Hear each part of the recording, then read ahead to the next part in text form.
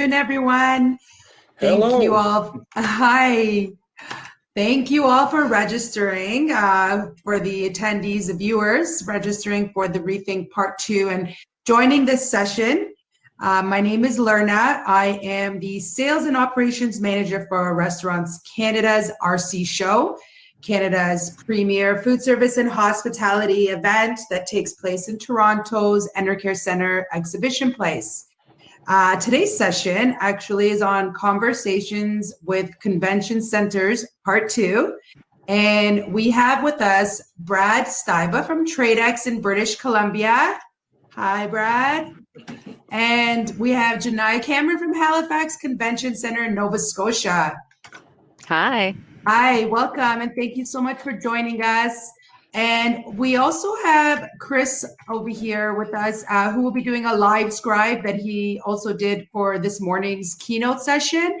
And we'll kind of be checking in with what he's come up with throughout the conversation. Thank you all for being here.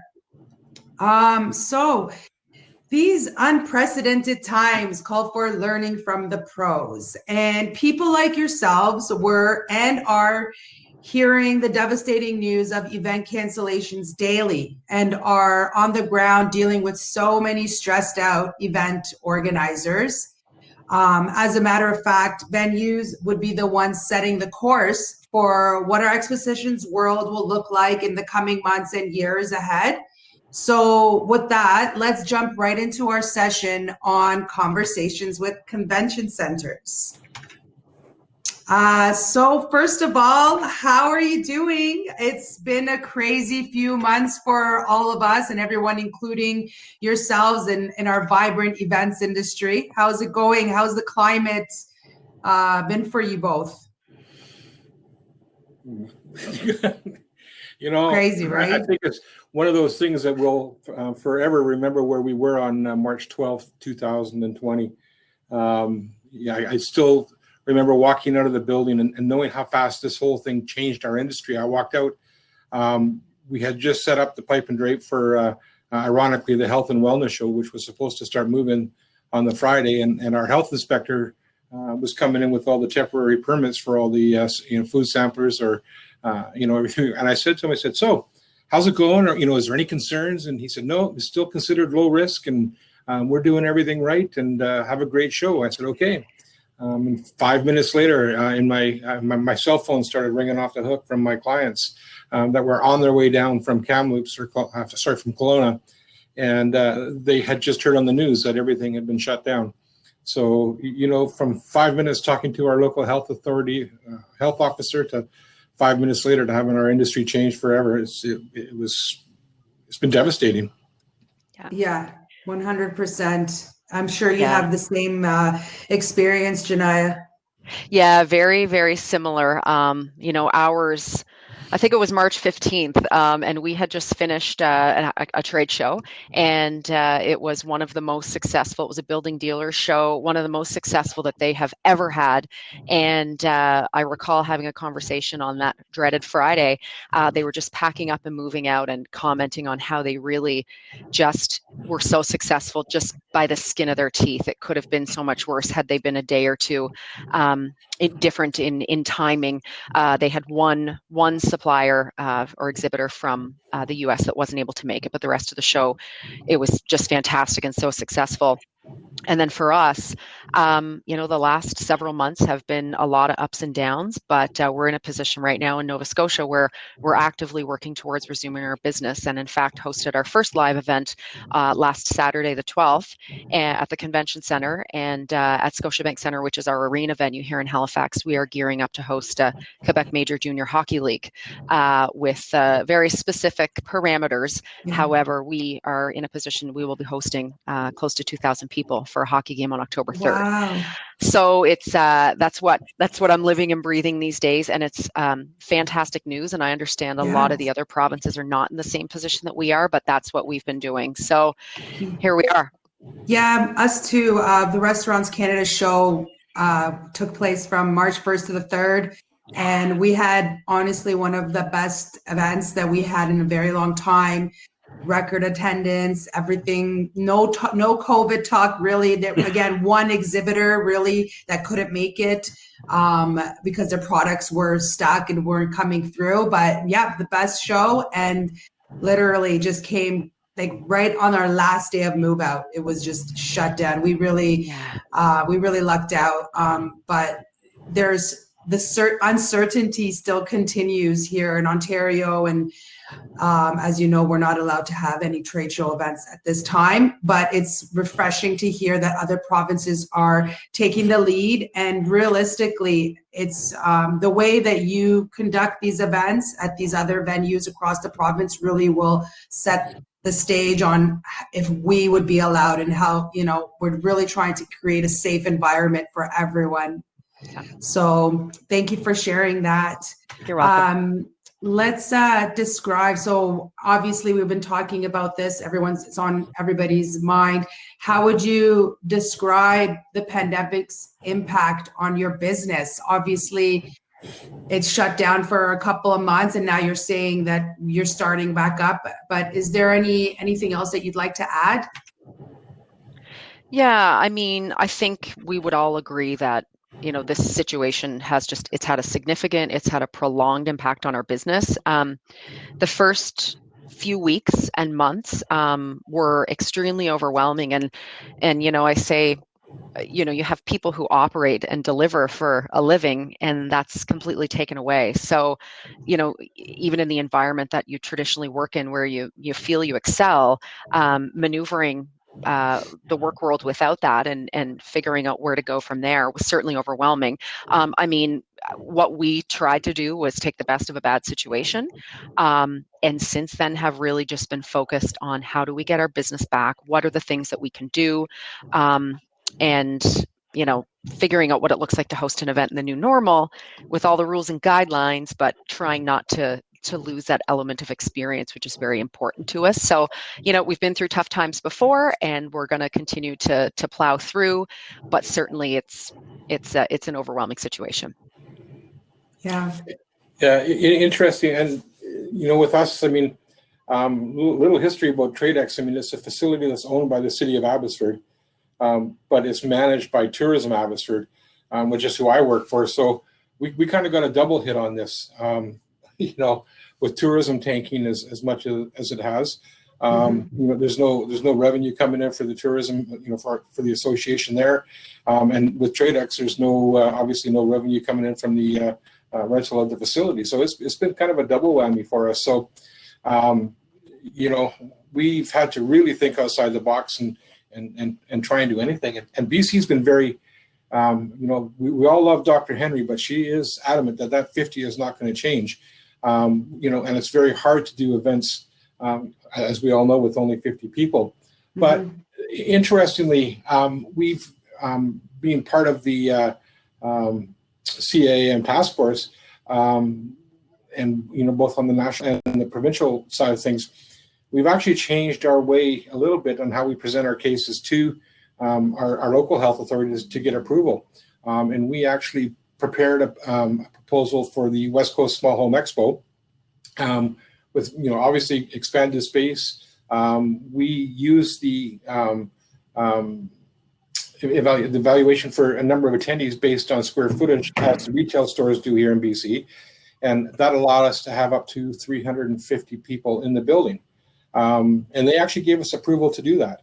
You know, there's a lot of things that we had to do to ensure, you know, like the contact tracing and sanitization and, you know, larger aisle space and all that kind of stuff. But they actually gave us approval to do that. Unfortunately, the show had to change their mind and not do it because they couldn't get the small homes here. And without a small home, it's not a small home expo. Right. But that's given us an opportunity to see what the health authority will accept. So I know here in the Fraser Valley, Heritage Park out in Chilliwack, they've got approval to do their Christmas pop-up events with I think 300 people in the building at any given time. I've worked with a couple of the local tourist attractions. One is the Sunflower Festival and one is the Corn Maze. And both of them submitted proposals on their own in the beginning and were denied.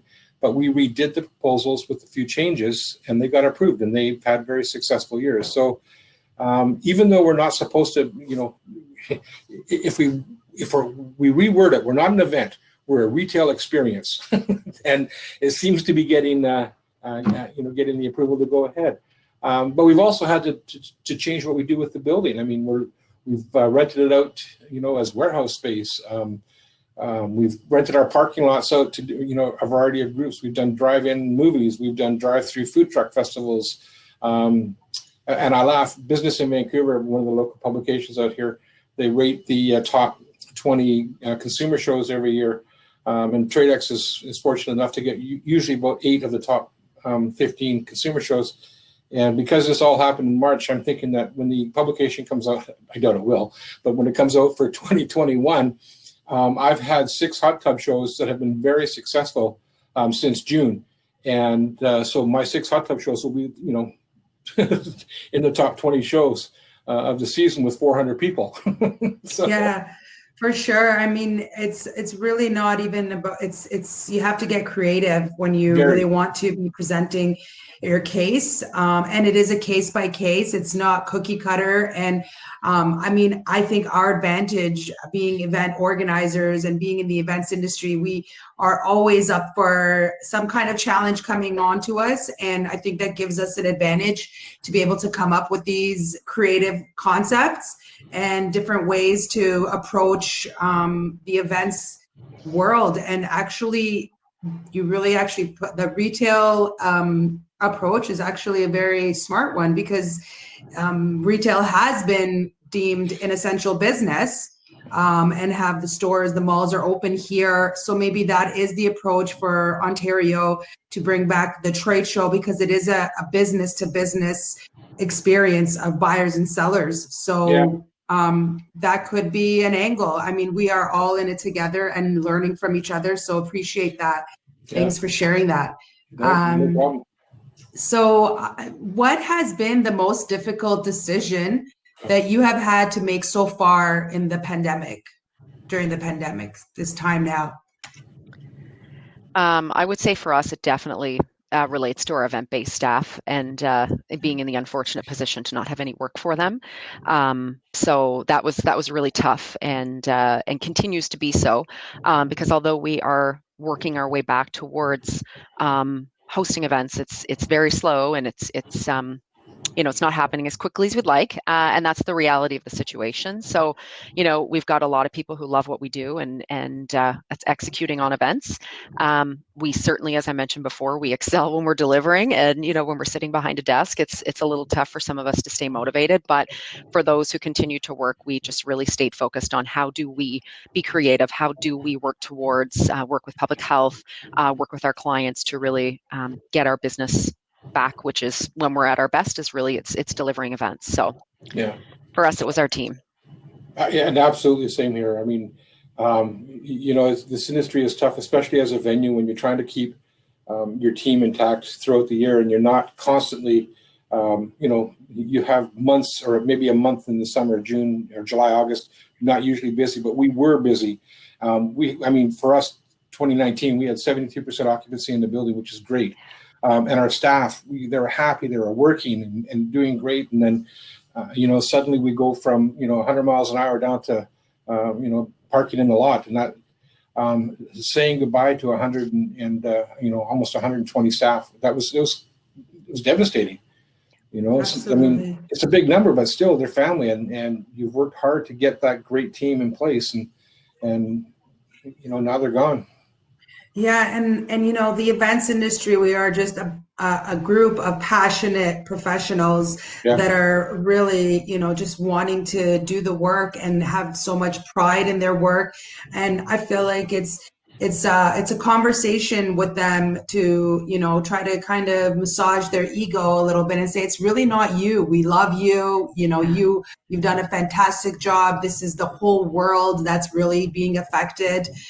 So that's kind of the approach to take is to kind of check in. We on the organizer side are going through the same thing with the staff cuts, people on furlough, people working part-time, and everybody eager to start working again and start planning 2021. But it's so uncertain, just like many of us on a day-to-day. And it's like, just like you mentioned, everything just changes by the minute. But like there's an announcement on the TV and it was different from yesterday. So it's really hard to plan. But yeah, I think the people, the staff is planning is unique. I mean, you know, let's face it, most of the shows, you know, it's a year's worth of planning to absolutely. Yeah. We're already behind. Yeah, and you know, we're I mean, if we get 30 days to plan an event now, that's pretty good. Yeah. You know, because exactly. That's how fast everything changes. Exactly. And what principles are you using to guide your decision making as it comes? Do you guys have multiple plans like A to E, or how do you make your decisions? You know, first of all, safety is paramount for everything that we do in here. So we've certainly got to take into account what the health authorities are telling us. You know, we'd like to be in the news. We certainly don't want to be in the news for somebody getting sick in our venue and that kind of stuff. So, you know, we certainly have to make sure that we follow and are very aware of what is going on. You know, so that's really the biggest thing that we're doing is just trying to stay safe and trying to do things. Like, we don't want to plan an event and work around the rules. We want to work within the rules. Absolutely. But it is a challenge. Absolutely. Yeah, and I think for us, it's I mean, obviously, safety's a large component of it, and even following the framework that is set out by public health and ensuring that, you know, we're capturing and we're abiding by all of the rules and regulations as it relates to contact tracing, distancing, masks. So certainly that component, but what we try to come back to, and are doing that right now with the event that we just hosted, and what, as we work to the future, is really looking at. It's very important to us to try to work through those guidelines, but also maintain a bit of an experience, because you know, it's not going to be an experience if you're going to a venue that is so driven. It's all about, you know, the rules. Those are really important, and by all means, they need to be incorporated into, like Brad was saying, they have to be incorporated into the event. But trying to kind of go back to at the root of what we do, it's all around clients and delegates come first. What can we do to ensure that that remains so?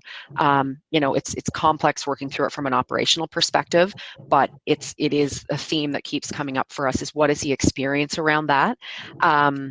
And it's very important to us to keep that piece at the forefront, but it's meant a lot of challenges internally. So, you know, having conversations about delivery, and you know, we're operations folks, and we like to live by the rules, and we like to, you know, ensure that everything is it's sorted out and it's planned for.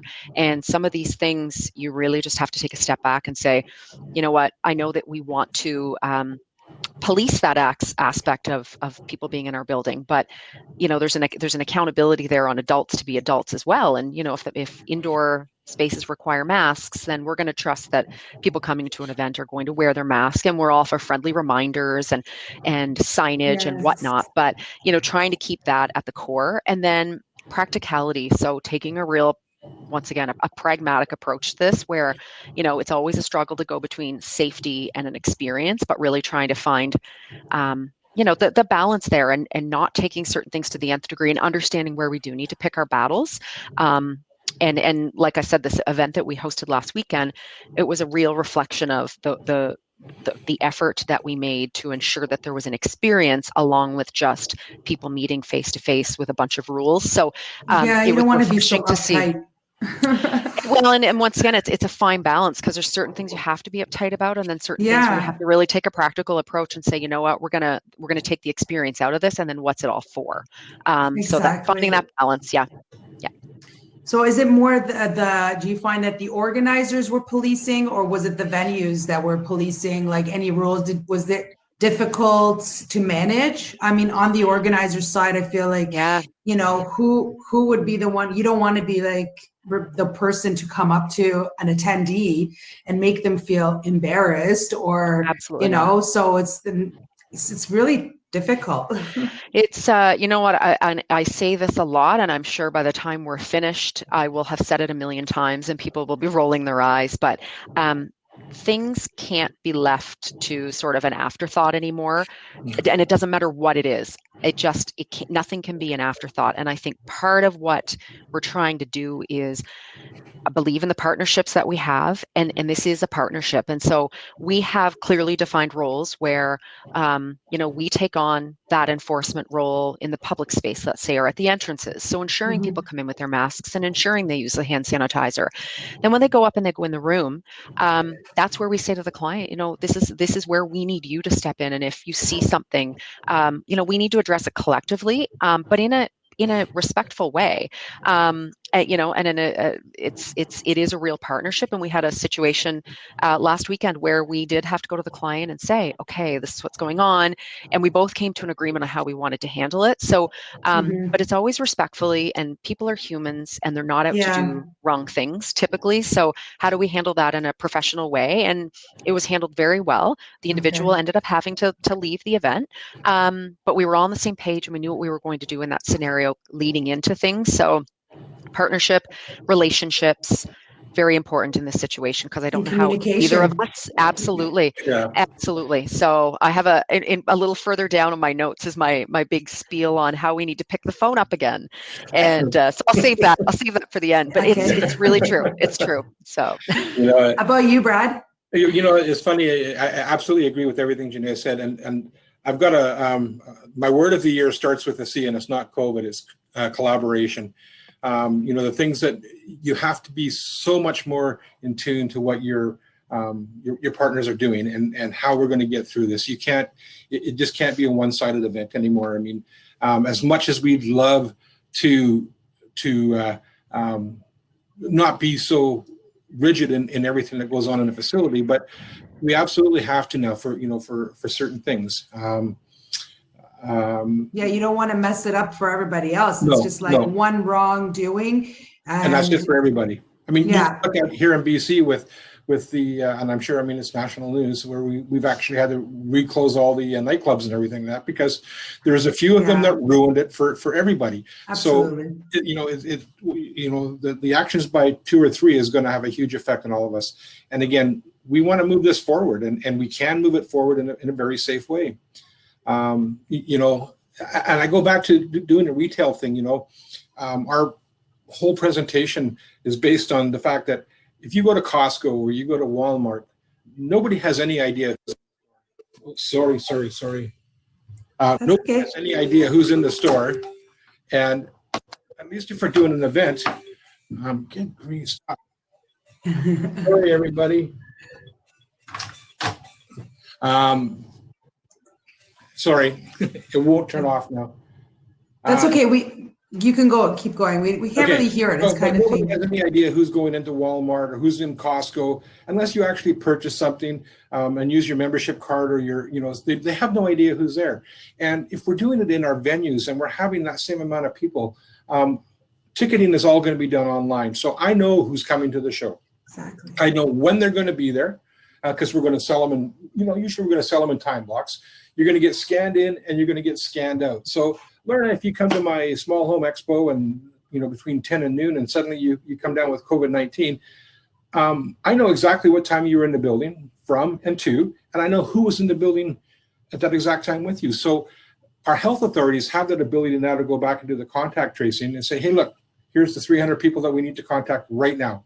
And here's all that information. So it makes it so much better for them. And I think that's one reason why we're getting, a little bit of, relaxing on some of the rules. So that approach seems so reasonable. And honestly, I think it seems very foolproof as far as like tracing. And this is their number one concern, having that many people in one place and something happening. So thank you so much for that. And I'm 100% on board for the collaboration as well. That's, we cannot be doing anything ourselves as organizers. Yep. We need to rely on our partners, like you mentioned, to work on creating this safe environment and getting through anything that comes up on site, which it always does.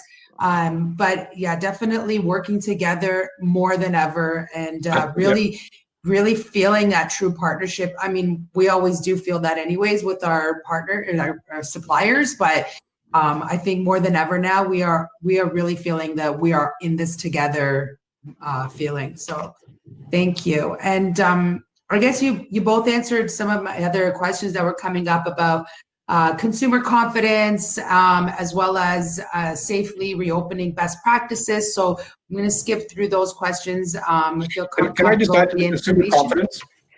Oh yeah, of course. I just one of the big things here, and why it's so important for us to be doing these small events like the hot tub sales and the drive-through events or drive-in events and that kind of stuff.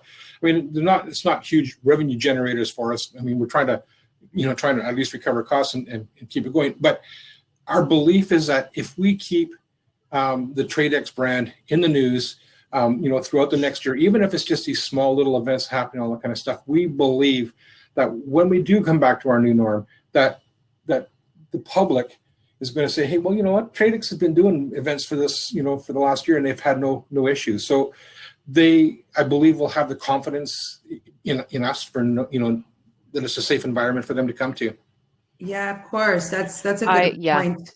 Yeah, I agree 1,000%. And the event that we had last weekend was 80 people, but you felt like it was 8,000 because it was, exactly, we really the time and effort. Yeah, the time and and effort. haven't been like that in so long. That's it. That's it. Anything more than 10 people seems like a big party now. No, absolutely. Absolutely. But thinking about all of the things and the components and the distancing and the masks and the food and the beverage and all of that. But I agree. And I was almost emotional the day that we had this event and hadn't been so since we had opened the convention center a few years ago. But it was a lot of, it was just a different world to operate in and a lot of unknowns. And what ended up happening was it was just a lovely day, and they just enjoyed themselves so much, and it was a close-knit group that's used to getting together, and they hadn't had that, and they respected the guidelines. But I think ripping the Band-Aid off and just going for it, with the proper planning, of course, it just, even for ourselves, it's consumer confidence, but our own confidence as operators that, we can do this and we can provide this safe environment. Let's get back to doing it. So it's really interesting to have that feeling. You've been doing it for so many years, and all of a sudden you're nervous. It's like it's a different kind of nervous, right? But yeah, of course, if you're doing all the pre-planning and then some now, there's so much more involved now. And working together with your organizers, I'm sure you guys will be successful. And I'm really happy to hear that you're having events. Yeah. It's really refreshing. Yeah. And you did mention this previously, Brad. You're both members of the CAEM, the Canadian Association of Expositions Management, and you mentioned about the task force in place to advocate for our industry.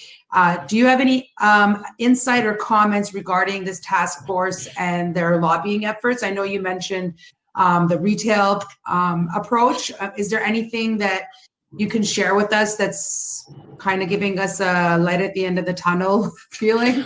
Well, I can speak for especially what we've done in BC, and I'm rather excited, that we've been able to get in front of WorkSafe BC, who they took a look at our original submission, came back with some ideas that were great, and I don't know if you call them oversights or anything, but we sort of changed and resubmitted back to WorkSafe BC, and they came back and although they don't officially endorse anything, they felt that the document that we had prepared for getting back to work was a very good document. So that was it was a very bonus, great feeling for us. Got a stamp on your report.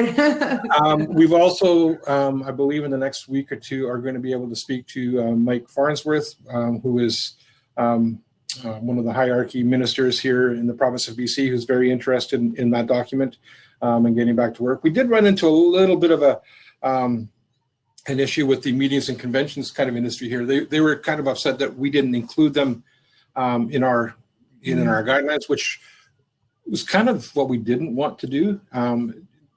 We don't think that telling the government that, hey, we're that type of an event would have benefited us. In fact, we thought it was maybe a little detrimental. But that being said, they've come up with a document on their own, and it's a great document, very similar to ours. Just the verbiage, when it is different about what we're doing. So, we've had some great support from a lot of venues here in BC and on the provincial side of things, and some show producers. It's been great, and I know that in other provinces, Alberta, they've had some great success with with the document that was submitted there too. So they're able to do events and that kind of stuff again. So CAM has been wonderful through this, for it, and kudos to them for putting the team together, and specifically Catherine and Bianca. Tons of work that they put into this to make it a reality, and it's a great document. Absolutely, and we're all relying on that that task force to help us get through to the next stage. The right people are involved for sure. I'm really happy to have them leading. For me, I'm lucky enough to be in the same neck of the woods as Catherine McNutt. So right. we've worked together for quite a while. So I was lucky enough. She did actually send some of the draft versions through to me, just from a venue perspective, and just some thoughts and considerations. And she said that there were definitely some things that they incorporated and found the feedback valuable. But what I thought was, it was kind of my first viewing of a document of that nature. And what I found was it helped me immensely even kind of wrap my head around certain things that may not have been included in the document, but how I needed to think differently. So I agree with Brad. It was fantastic work, a lot of it. And I would say definitely trailblazers in the industry and really helping to shape what the rest of us were going to follow with. So absolutely, It was fantastic to even be asked to be a part of that. So. Yeah, of course. It's really helpful for everybody. Like you said, and we'll say that again, the word collaborate is exactly how the events industry has to get through this portion of our lives. Yes. Yeah. Now I wanted to kind of touch on, I guess, a topic that's really obviously a case by case, I'm assuming. But how have you dealt with cancellations and costs to organizers? And what are your venues doing? And what will be expected of the organizers together in this partnership? Yeah, I know. Sorry, go ahead, Brad. No, go ahead. You're absolutely right, Lerna. It is a case by case basis, and it goes back to the discussion around partnership. And obviously, it's in everyone's best interest to have some of these events rebooked, rescheduled. And I think for anyone, there are extra costs involved in what we're doing, but I think there are extra costs for all parties. And I don't think it's fair for a venue to think that a client is going to absorb those costs, but I also don't think it's fair for a client to expect the venue to absorb them. So I do think it is that fine line of, really having a focus to get back to business and understanding that, the people that are pulling cancellation penalties and turning this into something other than a collective desire to get back to business, that needs to be considered. I know for us, we're really genuinely interested in getting business back in the building and rescheduling and rebooking and having an industry again. So we approach it that way, but it's on a case by case basis, and also just approaching it fairly. And it comes back to that. You have to have conversations. You have to understand what one another is going through, and you have to work through it together. So kind of a non-answer, but it ties back to using your relationships and not being afraid to have conversations and be truthful and honest. Yeah, I absolutely agree. And we were in a situation. For us, happening in March, our fall deposits hadn't come due yet. So, pretty much everybody that was doing an event August and beyond hadn't paid any deposits on their event yet. So, But we never insisted that anybody pay, obviously, and any of the events that had paid whatever, they have an option of we'd give them a refund. Obviously, we would prefer that we move the money forward to their next event, and for the most part, I would say 90% of the people have agreed to do that. And we had one client that really wanted to move everything. Well, it was the first event, the health and wellness show. They had prepaid the entire event now, and they asked quite, reluctantly if they could have a 50% refund, but still leave the balance for their show for 2021. And the reason is they had a number of their exhibitors were small mom and pop type exhibitors that really needed their money to survive for the next little while too. So we absolutely gave them 50% of the money, and we moved 50% forward. But again, like Janae says, we have to work with our clients. It takes us forever to build a relationship with a client, and your one action could affect that for life. Yeah. I think the empathetic approach is key. Treating them, on a case by case, but realizing the loss and the devastation as from an organizer. Just as bad it is for the venue, like planning all year and then it's gone. It's really sad. So being from the venue side, if we have that empathy, it's definite comforting. Yeah. So and definitely helps everybody deal with their clients, their exhibitors, their attendees. There's so many other things that are a factor. It's not just the venue cost, right? Oh, absolutely. Absolutely. And when I think of we've spent a considerable amount of time developing relationships, and that's why we do it. It's for things like this. This isn't the time to not portray ourselves in that light. I mean, it's a partnership, and we value the partnership, and we need to look at each individual case and treat it accordingly. It's a tough time, and we want this business to get back on track, and we're only going to be able to do it together. So that means making some decisions around stuff like that. Yeah. Yeah, COVID is going to define our business, and how you want to be defined is how you're going to approach it, right? So Right, exactly. You want to be able to retain your clients. And how have you been doing? Have you been keeping connection with your clients? Are you waiting to hear from them, or are you making a proactive call? Are you picking up the phone? I am actually. It's a joke around here because I'm always on the phone. But I mean, I talk to my clients at least once a month, just basically letting them know where things are at and what we're trying to do.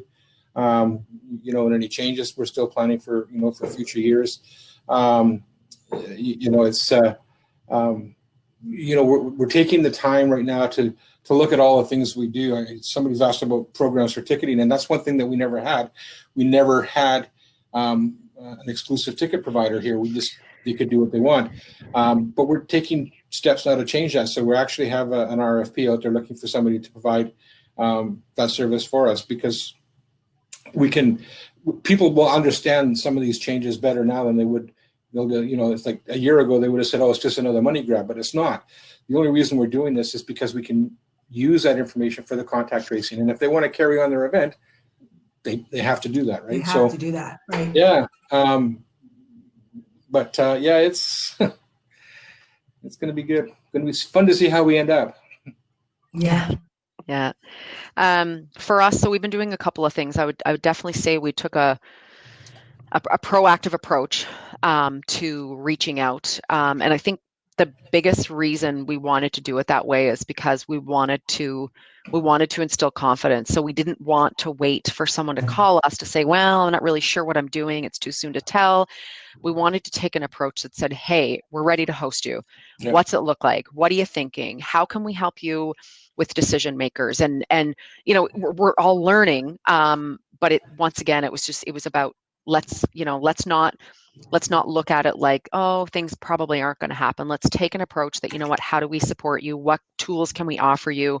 In at least in an effort to try to position, and instill that confidence. And, some of things didn't pan out. Some folks made decisions that were, it wasn't going to go our way, and they decided not to do the event. But others were still having conversations about how can we do it? What does it look like? We can host 200 people right now. In a venue. So if it's a 400-person event, what are some options there? Is there an option to do staggered arrival times? Is there an option to do, 2 satellite locations? And it all depends. The answer isn't clear for everyone, but it's working through those and kind of problem solving. Yeah, We getting also, creative. well, that's it. Like, what can we do? How can we think about this a bit differently? But we also did have some in-person sessions with more of our local, regional clients, our industry partners, and then also some of the suppliers that work with us on a regular basis. So we actually had them into the venue. It was the first event we did, and it was 30 people the first time, and we wanted to hear from them, like, what do you need from us, and what are your clients saying? And so we got some really great feedback out of that. And then the next session we had some of our industry partners, so some of the hotels and some of the other folks, and that was about 50 people, just under. So, it grew a little bit, and we had some more really great conversation about some of the things that we were going to be trying and testing, and we tried a few things on the group, asking them about signage, asking them about technology, asking them about the way we serve the coffee, because normally it was just a standalone station, and now it was, had a little more service involved. So Yes. we had them in to do that, and then we followed up with our supplier partners, some of the local audiovisual trade show providers, decor, some of those groups, to do the same thing, to say, hey, we're all in this together. Here's what, we want to know, how can we support you? And so having those conversations, but some of the feedback that came out, I wanted to share with the group, because you may or may not find it helpful, but really what it boiled down to were 2 main categories. It was around how can you, as a venue, how can you help me? And then it was also around all of these uncertain things, like, is it going to cost me more? Is it, is it going to, what will food and beverage look like? Like, all of these unknowns that they just weren't sure of. So we've taken that feedback and really started modeling the way that we operate and deliver and interact with our clients based on some of that feedback. And they really wanted us to help to really lead and spearhead and provide direction. And so our hope is that by connecting with them in person, showing that we can do it, even on a smaller scale, once again, it just all leads to that experience. So, you can talk about, if you're trying to sell a city or a destination, or you're trying to sell a show. I went to the convention center, and it was an in-person session where we talked about some of the initiatives, but here's how it felt. It felt really safe. There were sanitizing products around, and there was lots of signage. And so just trying to do things like that to just instill confidence, but then also connect with all of our partners so that we're sharing. And even what came out of that was a monthly call that I have with a couple of other venues here in Halifax, where we're sharing experiences and trying and testing and all in the spirit of getting folks back, doing things, meeting face to face, and experiencing those connections. So Yeah. Right. It all feeds into the same ecosystem, right? So yeah. it's definitely not looking as competitors. You have to really collaborate with your efforts and make sure you're learning from each other, because this is everyone's first go, really. Are you sharing by any chance any of the documents that's the guidelines, like, with your clients? We got Exhibition Place sent it to us, and we had a look to see, what is it that the organizer side has to do. And, it seems so overwhelming because it's a comprehensive document, but it's really not that difficult when you're sharing the responsibilities and coming up with a way to move forward on a safe event, right? So there's a lot of things that the venue will do, but there's also things that the organizers have to take care of. Yeah, absolutely. And I mean, we're working on iterations of documents, but we do have a document that we've been sharing that really just highlights our safety protocol, but it also goes into the details. So, for example, contact tracing. As a convention center, we don't typically host our own events. So we don't have a ticketing system for the convention Mhm. center, whereas that is an accountability that we do ask the client to take on, is ensuring that your registration list is up to date. When folks arrive on site, just confirming that, the self-assessment document, that they're feeling okay, Mhm. and just so that they can, we're all agreeing that, we're doing it in that fashion. And once again, we have limited experience in it, but, the first event that we hosted, it was no problem to do that. So they have that list, they keep it on file for 30 days, and, it's all in the spirit of safety. But even in the small meetings we had with our suppliers, we did the same thing. When they got on site, we took over that contact tracing piece. So yeah, definitely, if everyone's accountable, then nobody really is. So let's Yeah, delineate, let's understand who's going to be exactly. responsible for what. I think the attendees as well, right? So, Absolutely. doing maybe, it's just an example, but when I take my dog to the groomer, PetSmart has a pre-visit check-in, and I answer those questions in advance. So when I arrive with my pet, my dog, he just goes in because I've already done the pre-screening Right. questions. Yeah. That option being there to help with the experience. So it's not like, and if they haven't done the pre-screening, then they'll have to do it on site. But again, it's Yeah. just, having everybody be accountable to make sure the event is safe. Yeah. It doesn't just fall on venues and organizers. It's really, by the time it becomes more common with this new trade show world and new events world, everyone Yeah. will be used to the protocol, and it'll just be, this is what I have to do. Just like when people had to line up in queue to get in, it's something that people are going to have to get used to, because we do Yeah. want the events industry to thrive again, and we have to all do our part. Yep. Well, and one of the things I know here, contact tracing is one of the most critical aspects. And of course, hygiene is another, and wearing masks in indoor spaces is another. But I did see a comment there about the challenge around it being affordable or not affordable, I guess, to do so with consumer shows. For our province right now, it's a criterion. It's a major one. So we need to figure out a way to do it, or we can't have the event. So, or we need to figure out a way to manage it. And so knowing who is where when is actually, it's not really negotiable. So let's work together to figure out the best way to do it. And just to add to that too, online ticketing also reduces on-site contact touch points. You're not dealing with cash. You're not dealing with that many people in front of you. You can just scan the ticket when they come in. And that process gives you all the information you need for the individuals that are there. So you're basically just paying your ticket price. We have the technology is there. We just have to make sure we set it up for today's event, really. Yeah. So we're kind of coming close to time. I just had one more quick question. Last few words. What message do you have for your fellow industry professionals? Anything that you would like to share? Absolutely, things have been tough, but all these little things that we're doing to adapt to stay alive right now, they're going to be our lessons for the future. Two things. One, 2020 and COVID, it's going to be in the history books. So 20 years from now, we're part of history. What we do now is going to be taught 20 years down the road. And I've also thought too that all the stuff that normally I wouldn't have done here during July and August, during our quiet times, hey, I've got a new book of business that I can use moving forward for events during July and August in future years, which have been historically months where we don't do a lot. But people have come to enjoy these drive-through food truck festivals or, pop-up drive-in movies and that kind of stuff. So what we're doing right now to try and survive is going to be kind of a fun business in the years to come. So don't give up. It's going to change. We're going to see a new normal. And I know most of the people that are part of this, and I know your passion for this, and keep that passion going, man. It's, we're going to get through it.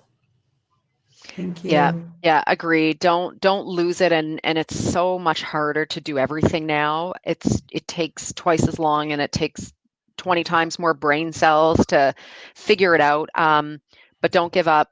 We are going to get this business back, but my point earlier around, we have got to trust each other, and we've got to use our relationships that we've established.